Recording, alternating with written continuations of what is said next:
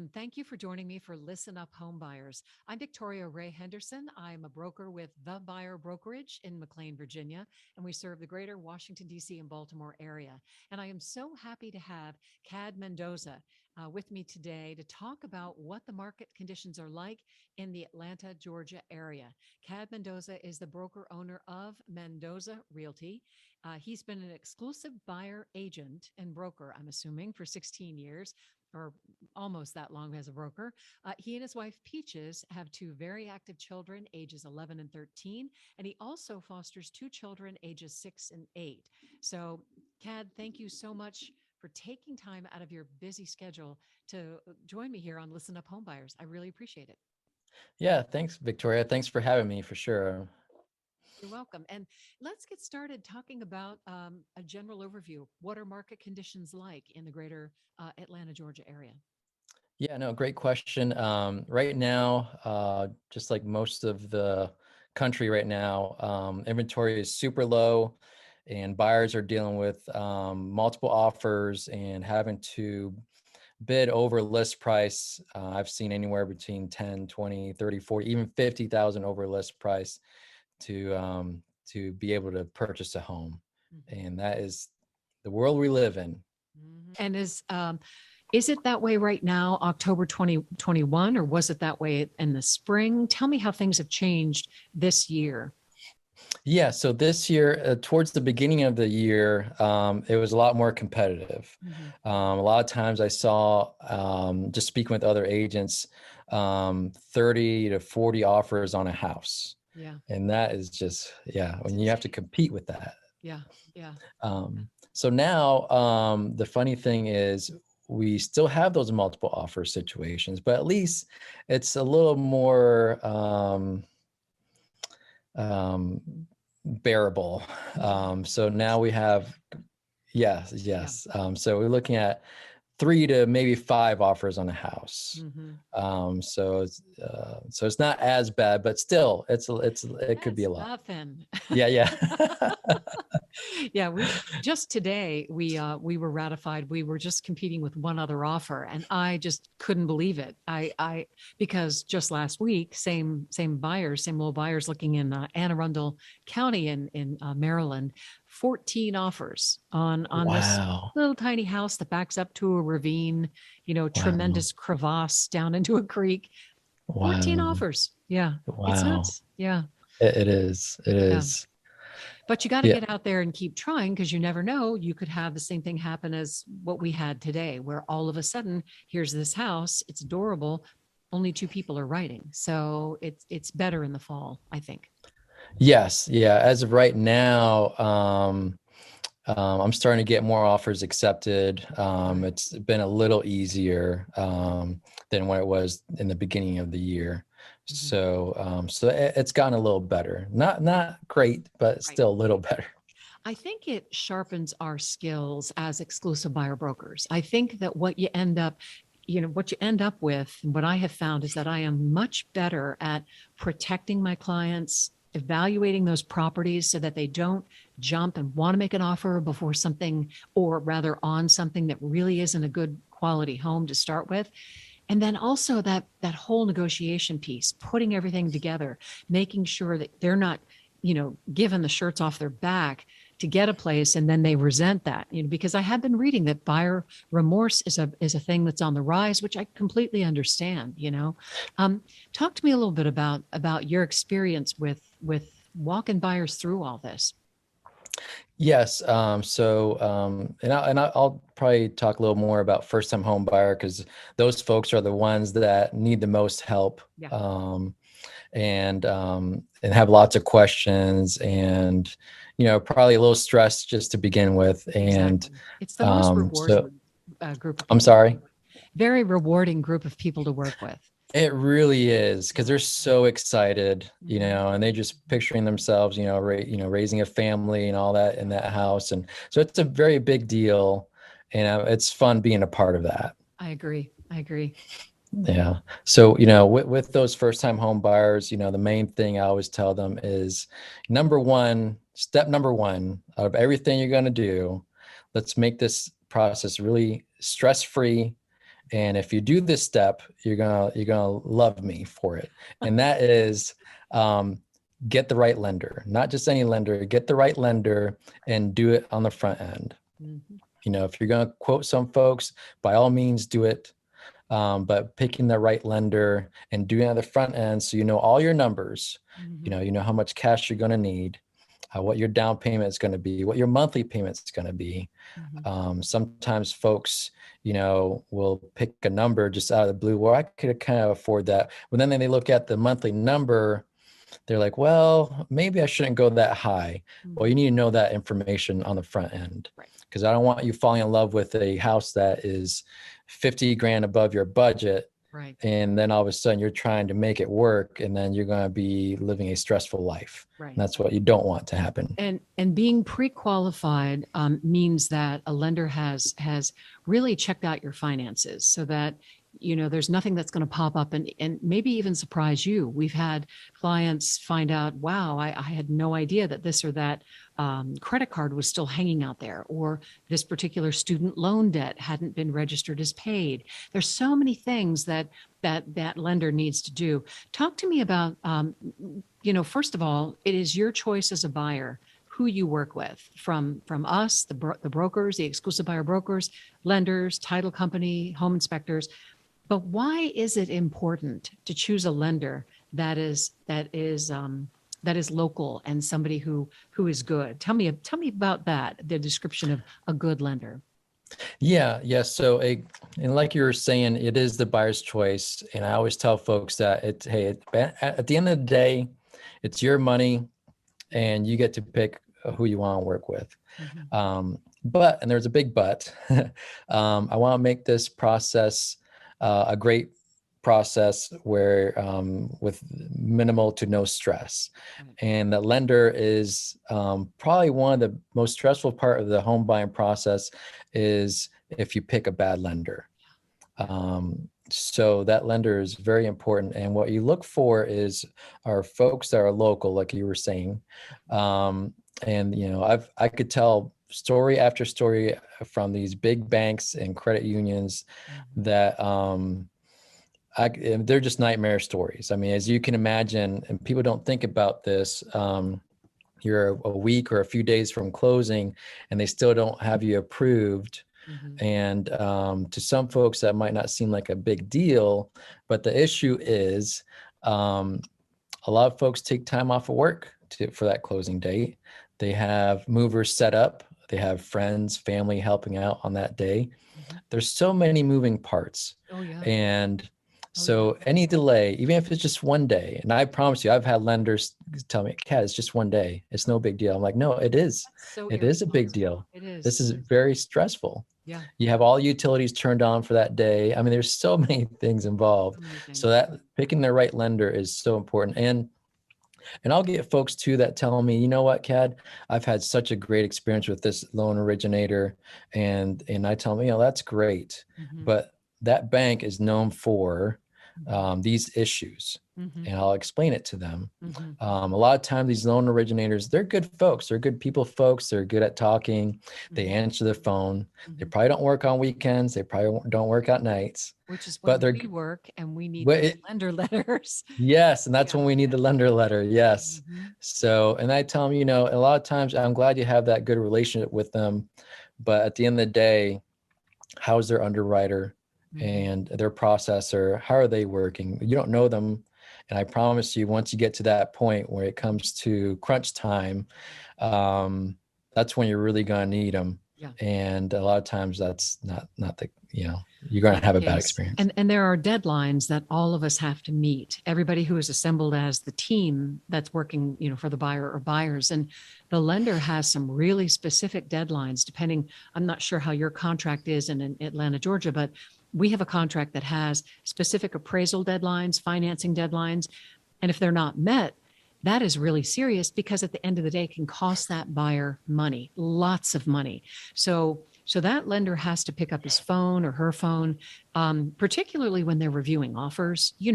Sometimes a listing agent will say, hey, what's your lender's phone number? Well, if you've gone with an online lender, You're like, 1-800, I don't know, I mean, Yes, you yes. know, you don't know. And yeah, so it's very important that you choose your team members wisely. Correct. Yes. And then also, like you were mentioning, Victoria, about those deadlines. It's funny because, well, it's not funny when I have conversations with these lenders and I'm on the phone talking to them and they're asking me, so when's that deadline for the financing or appraisal contingency? I'm like, you have the contract. You You mean need the to one know what you're it supposed to is. know about? Yes. Right. Yes, The exactly. one that's in your court, that's your business. Yes, Yeah, yes. I know what you So, I mean, so you really, as an agent representing the buyer, especially when you're working with lenders you don't know, you really have to stay on top of Yeah, them. very true. And you have to make sure you have a good agent that Mm, knows to stay on top of them and knows when those deadlines are. Because I've had situations where we've had to extend a financing contingency or we've had to extend an appraisal contingency. And if your agent is not aware of those deadlines, mhm. that could be a big problem. Yeah. Oh, for sure. So for those who are listening and have no idea what a financing contingency is or an appraisal contingency, you want to really quickly give a definition of those two things? Sure, sure. So the financing contingency, well, here in Georgia, you're looking at 21 days from a binding agreement date. So binding agreement date is the date that both the buyer and the seller have agreed to all the terms and they've signed the contract. Mhm. So usually on average, you're looking about 21 days. Okay. In this market, sometimes I'll see even 14 days, which is fine. Mhm. And in those 14 to 21 days, the lender has to completely underwrite you Mhm. and give you at least a conditional approval letter. Mhm. And those conditionals, the conditions are on that letter.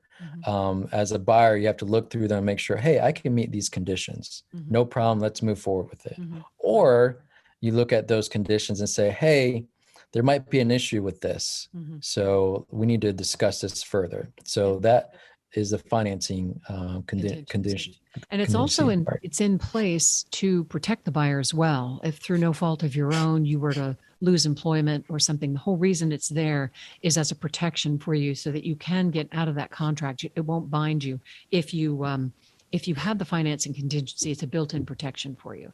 And then the appraisal, you were going to go ahead and give a definition of that. Yeah, so with the appraisal contingency, it's just to make sure that the house appraises for what the loan amount is. So if you're Mhm. buying a $400,000 house, you want to make sure that the house appraises for 400, because if it appraises for 380, Mhm. then we have an issue to where you, as a buyer, you're going to have to come up with that $20,000 cash, Mhm. or we go back to the negotiating table to make sure Right. and tell the seller, hey, the house didn't appraise, you need to lower your price. Yeah.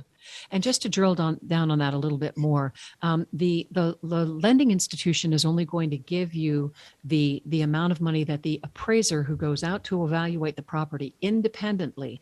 They don't have contact with the buyer agent or the lender at some point. They go out, evaluate, looking at comps and doing a very extensive evaluation. If they come back and in your example they say, hey, this house is worth 380 and you've paid 400, just like Kad said, you're back to the negotiating table and you can get out of the transaction. If you have that appraisal contingency and you don't come to an agreement on the terms there.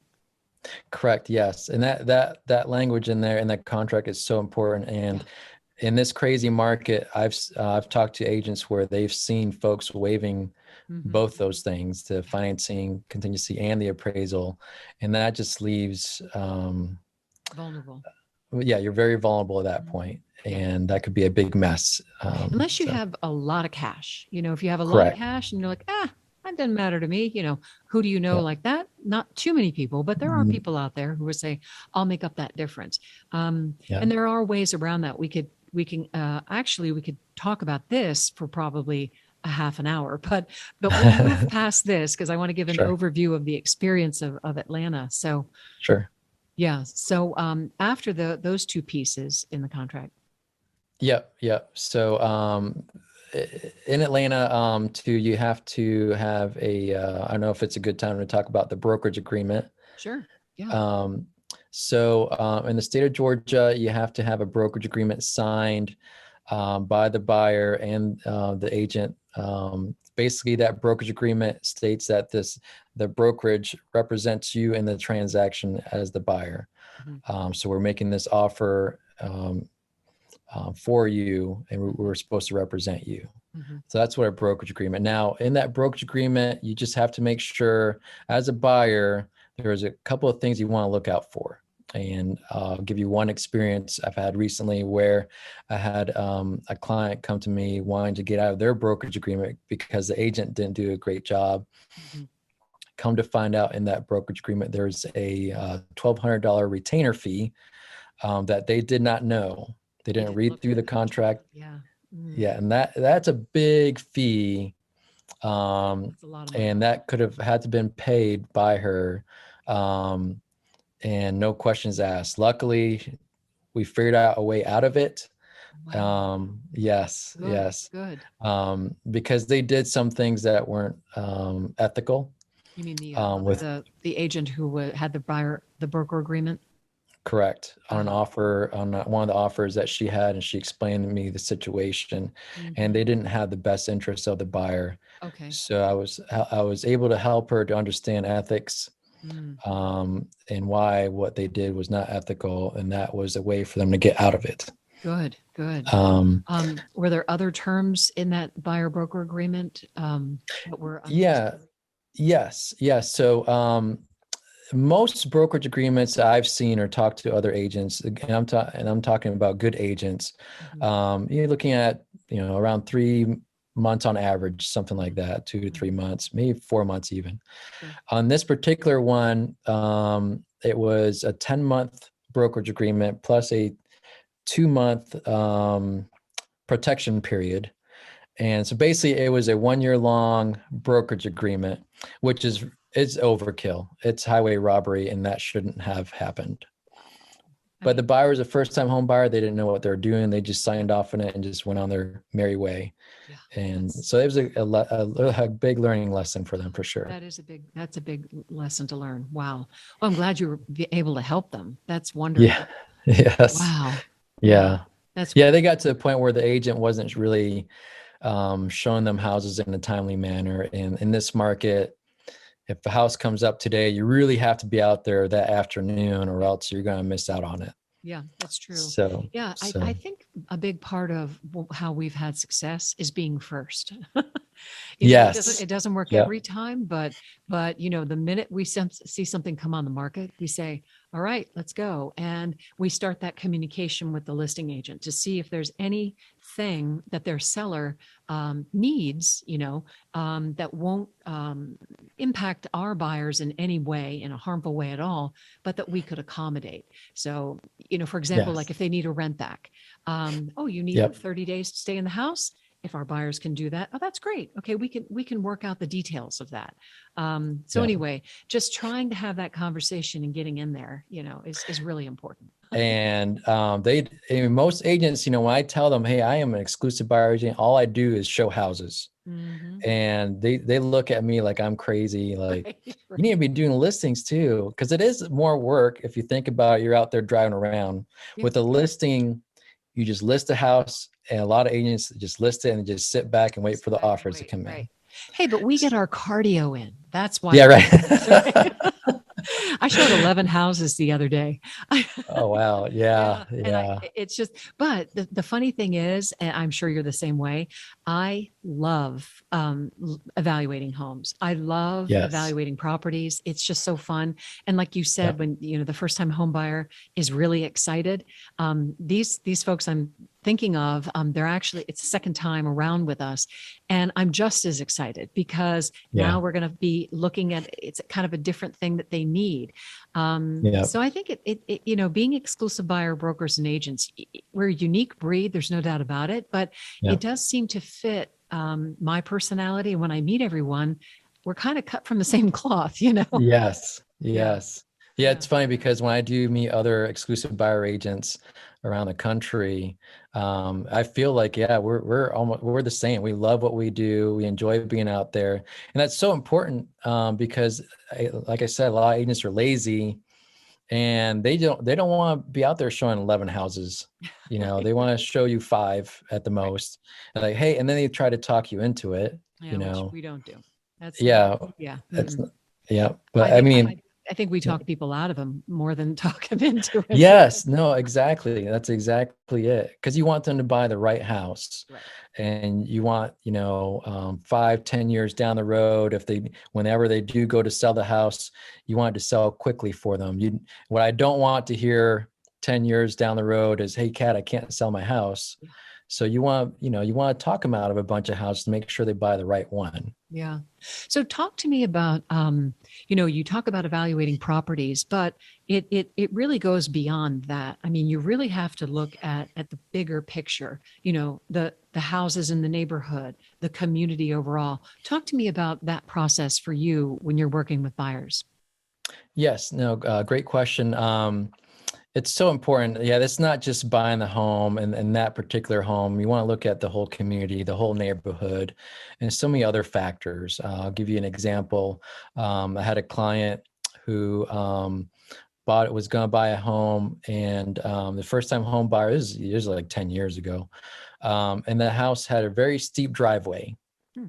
And I told them, I had that and they're a friend of mine too, so Yeah. I was even more careful, right?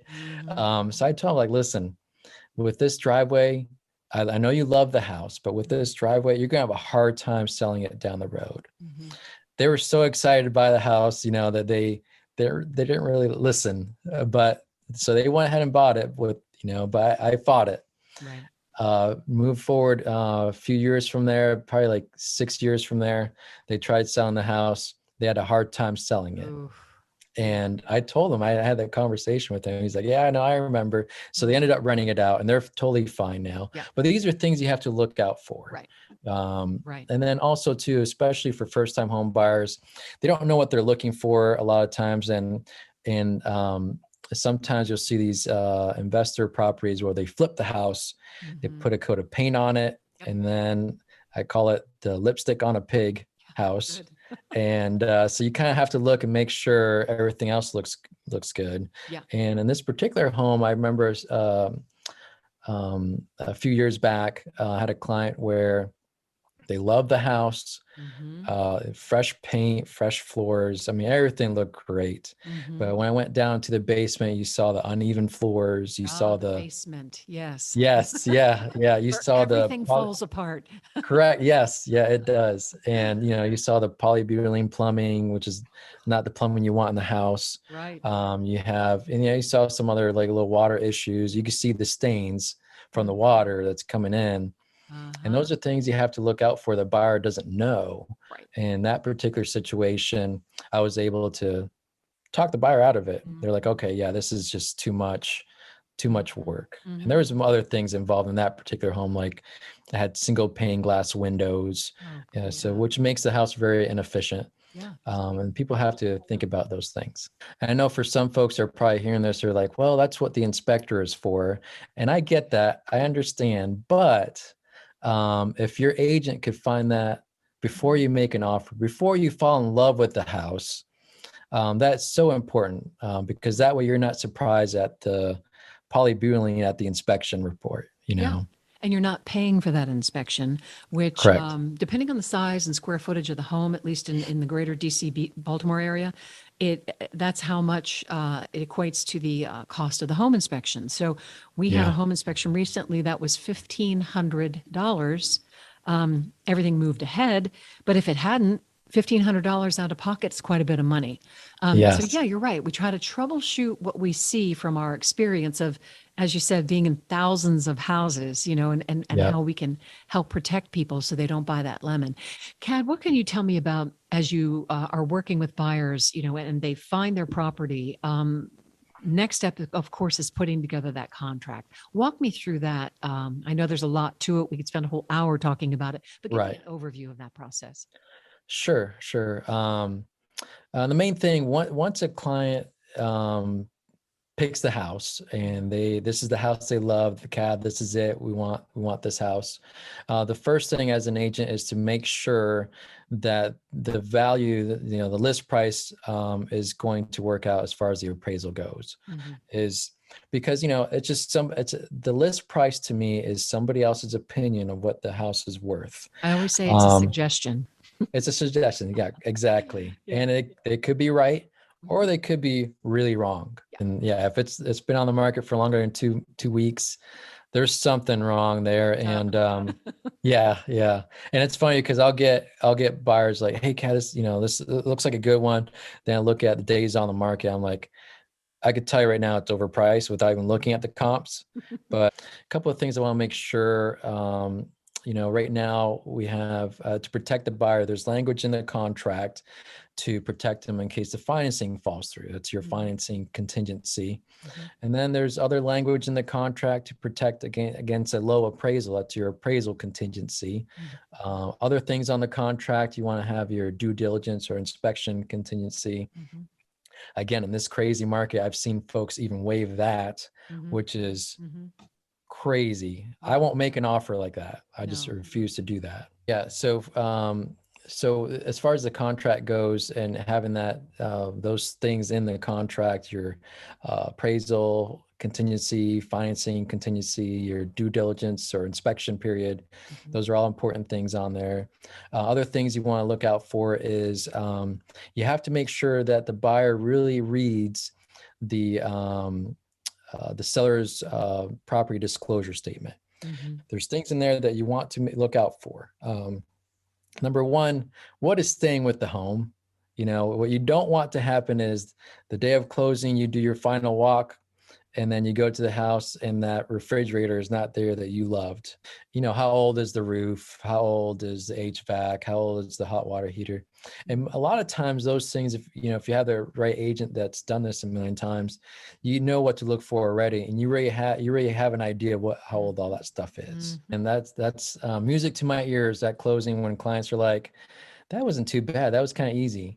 I love hearing that. And you're like, yeah, exactly. But I love hearing that because then that lets me know that, we did all the processes to get to that point where we're done well, done correctly. And then having that agent that is very thorough at looking through a house. And there's so many things to look through a house, like even like certain siding there. There's LP siding, there's masonite siding, and those are sidings that you don't want in a house. So having an agent that is knowledgeable about the construction, the back deck, looks like it's not bolted correctly to the home.